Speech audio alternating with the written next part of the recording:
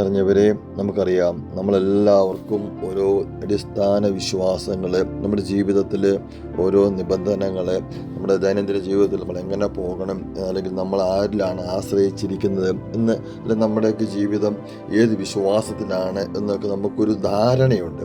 ഇന്ന് ലോകത്തിൽ അനേകം മതങ്ങളും വിശ്വാസങ്ങളും ഒക്കെ ഉണ്ടെങ്കിലും നമ്മൾ പൂർണ്ണമായിട്ടും ആരാധിക്കുന്നതും വിശ്വസിക്കുന്നതും ജീവിക്കുന്നതും യേശു ക്രിസ്തുവിലുള്ള വിശ്വാസത്തിലൂടെയാണ്.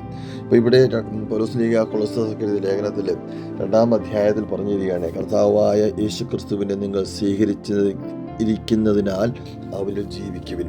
യേശു ക്രിസ്തുവിനെ നമ്മൾ സ്വീകരിച്ചത് കൊണ്ട് അവനിൽ പൂർണ്ണമായിട്ടും അർപ്പിച്ച് ജീവിക്കുവിൻ. അവനിലാണ് നമ്മൾ വേര് ഉറപ്പിക്കപ്പെട്ടിരിക്കുന്നത്. അവൻ ഈ പ്രപഞ്ചത്തിൽ കൊണ്ടുവന്ന നിയമങ്ങളിലും അടിസ്ഥാനങ്ങളിലും അതിന് മേളിലാണ് നമ്മുടെ ജീവിതം മുഴുവൻ ഉള്ളത്.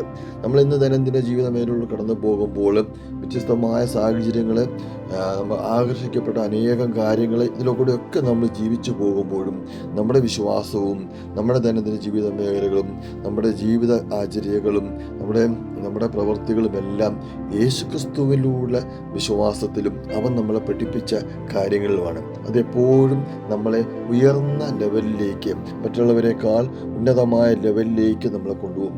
നമുക്ക് ദോഷമായി തീർന്ന എല്ലാ കാര്യങ്ങളും തമ്പുരാൻ നമുക്ക് വേണ്ടി നിരപ്പാക്കി കഴിഞ്ഞു, അതില്ലാതാക്കി കഴിഞ്ഞു. ഇനി നമുക്ക് അഥവാ തെറ്റുപറ്റിയാലും കർത്താവായ യേശുക്രിസ്തുവിൻ്റെ അടുത്ത് ചെന്ന് ദൈവമേ എന്നോട് ക്ഷമിക്കണമെന്ന് പറയാനുള്ളൊരു അവകാശം, ഒരു ബോധ്യം നമുക്ക് തമ്പുരാൻ തന്നിട്ടുണ്ട്. യേശുക്രിസ്തുവിനെ പ്രതി നമ്മൾ തീവ്രമായ ഭക്തിയും ആത്മനിന്ദയും ആത്മപീഡനവും ഒക്കെ നമ്മൾ കാണിക്കുമ്പോഴും വിജ്ഞാനത്തിൻ്റെ പ്രതീതി നമ്മൾ ഉണ്ടാക്കുമ്പോഴും, എന്നാൽ നമുക്ക് ഉള്ളിലെ ജഡാഭിലാഷങ്ങളെ നിയന്ത്രിക്കാൻ പറ്റുന്നില്ലെങ്കിൽ ആ ഒരു മേഖലയിൽ നമ്മൾ പരാജയപ്പെട്ടുവെന്ന് വേണം കരുതാം. വിശ്വാസസ്നേഹം നിറഞ്ഞവരെ, എല്ലാ ജഡാഭിലാഷങ്ങളെയും നമ്മൾ നിയന്ത്രിച്ചുകൊണ്ട് യേശുക്രിസ്തുവിൽ പൂർണ്ണമായ വിശ്വാസത്തിൽ ഉറച്ചു നിൽക്കുമ്പോഴാണ് ആ വിശ്വാസത്തിലൊരു നേർമയും ഒരു ആധിപത്യവും തമ്പുരാൻ്റെ കൂടെ ഒരു അടുപ്പവും ഒക്കെ ഉണ്ടാകുന്നത്.